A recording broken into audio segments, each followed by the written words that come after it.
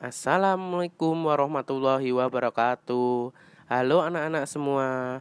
Hari ini kita akan belajar tema 4, subtema 1, pembelajaran. Sudah siap untuk belajar hari ini? Kalau sudah siap, marilah kita mulai pembelajaran pada hari ini. Apakah kamu masih ingat apa itu tangga nada? Ya, tangga nada adalah urutan nada yang disusun berjenjang. Tangga nada dibagi menjadi dua. Ada tangga nada diatonis mayor, ada tangga nada diatonis minor. Apa perbedaannya? Mari kita lihat. Tangga nada diatonis mayor lagunya bersifat riang gembira, bersemangat, biasanya diawali dan diakhiri dengan nada do. Memiliki pola interval 1, 1, setengah, 1, 1, 1, setengah. Sedangkan tangga nada diatonis minor lagunya bersifat sedih, lagu kurang bersemangat, melodi lagu biasanya diawali dan diakhiri dengan la, memiliki pola interval 1 setengah, 1, 1 setengah, 1, 1. Jadi ini adalah perbedaan nada diatonis mayor dan nada diatonis minor. Sudah tahu ya? Oke, kita lanjut ke materi selanjutnya ya. Pantun dan jenis pantun. Pantun merupakan ungkapan perasaan dan pikiran. Karena ungkapan tersebut disusun dengan kata-kata hingga sedemikian rupa sehingga sangat menarik saat didengar dan dibaca. Jenis-jenis pantun dapat dibedakan menjadi 3 berdasarkan siklus kehidupan atau usia. Pantun yang pertama adalah pantun anak-anak, yang kedua adalah pantun orang muda, dan yang ketiga pantun orang tua. Ini adalah contoh pantun anak-anak. Banyak rumput juga ilalang, ambil cangkul ayo rapikan. Aku riang tiada kepalang, dapat hadiah yang kudambakan. Selanjutnya contoh pantun muda. Pergi sebentar membeli roti, rupanya roti sudah percendawan. Senyum simpul tiada henti, melihat Dinda cantik rumpawan. Oke anak-anak, itu tadi adalah pantun. Selanjutnya kita lanjut ke materi selanjutnya ya. Peredaran darah pada hewan dibagi menjadi 2, yakni sistem peredaran darah terbuka dan sistem peredaran darah tertutup. Apa itu sistem peredaran darah terbuka? Sistem peredaran darah terbuka yaitu tekanan darah yang dihasilkan dari kontraksi jantung cukup rendah sehingga sari makanan yang terdorong akan mengalir lebih lambat.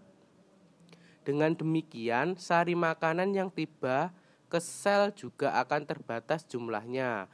Hal ini akan berakibat pada aktivitas metabolisme yang ikut terbatas. Ini beberapa hewan yang mempunyai sistem peredaran darah terbuka. 1. Udang. Darah dipompa dari jantung melalui pembuluh darah menuju bagian bawah tubuh seperti kaki. Darah dari bagian kaki mengalir menuju insang, bagian kiri dan kanan tanpa melalui pembuluh. Di insang, darah mengikat oksigen dan kemudian kembali ke jantung. Perhatikan gambar di bawah ini. Selanjutnya, moluska memiliki sistem sirkulasi yang terdiri atas jantung dan pembuluh darah sederhana. Jantung siput terletak di dalam rongga perikardium serta terdiri atas atrium dan ventrikel. Sirkulasi darah pada siput diawali dengan darah dipompa dari jantung mengalir melalui sinus menuju jaringan tubuh. Dari jaringan tubuh, darah kembali ke jantung.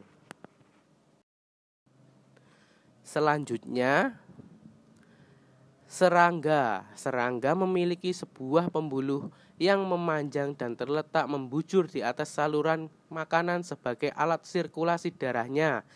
Sistem sirkulasinya tidak menyangkut oksigen dan karbon dioksida karena dalam belalang tidak mengandung hemoglobin. Oksigen diedarkan ke sel-sel tubuh dengan bantuan saluran udara atau trakea. Yang kedua, sistem peredaran darah tertutup.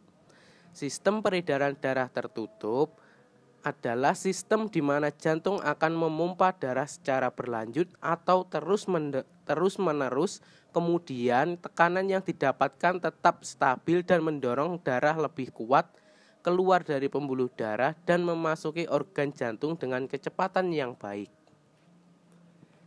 Sistem peredaran darah tertutup secara umum darah akan mengalir mulai dari jantung menuju ke wilayah pembuluh kapiler dan kembali lagi kepada organ jantung si hewan. Sistem peredaran darah tertutup ini mempunyai sejumlah kelebihan jika dibandingkan sistem peredaran darah terbuka. Di antaranya, peredaran darah di dalam tubuh lebih stabil, sehingga tekanan dalam pembuluh darah hewan juga ikut stabil. Hewan yang memiliki sistem peredaran darah tertutup yaitu vertebrata, antara lain katak, ikan, reptil, dan burung. Cacing tanah memiliki sistem peredaran darah tertutup yang sederhana. Darah cacing tanah mengandung hemoglobin yang terlalut dan plasma darah dan berfungsi mengangkut oksigen.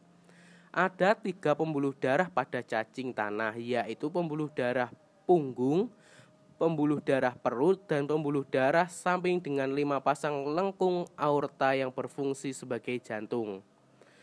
Sistem sirkulasi cacing tanah dimulai dari menyerap oksigen melalui dinding kulit yang tipis, kemudian oksigen masuk ke dalam pembuluh darah punggung melalui pembuluh-pembuluh kapiler. Darah ini dalam pembuluh darah panggung mengalir dari belakang menuju arah kepala dan mengalir menuju pembuluh darah perut melalui lengkung aorta yang letaknya di dalam pembuluh darah perut. Darah mengalir dari depan menuju ke belakang karena adanya denyut dari 5 pasang lengkung aorta. Alhamdulillahirrabbilalamin. Pelajaran pada kali ini telah selesai. Semoga ilmu yang kita dapat dan pembelajaran hari ini bermanfaat untuk kita semua. Dan sebelum mengakhiri pertemuan kali ini, marilah kita baca hamdalah. Alhamdulillahirabbil alamin. Bila ada salah kata dari Bapak, mohon maaf yang sebesar-besarnya ya. Wallahu muwaffiq ila aqwamit thoriq. Wassalamualaikum warahmatullahi wabarakatuh.